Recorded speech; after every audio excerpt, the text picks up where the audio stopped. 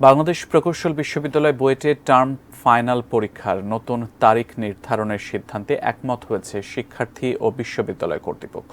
দুপুরে এক সভা শেষে শিক্ষার্থী ও শিক্ষকরা জানান, মে মাসের মাঝামাঝি পরীক্ষা শুরু হতে পারে। এর আগে ছাত্র রাজনীতি বন্ধের দাবিতে আন্দোলনের অংশ হিসেবে ৩০ মার্চ থেকে সকল টার্ম ফাইনাল পরীক্ষা ও ক্লাস বর্জন করে শিক্ষার্থীরা।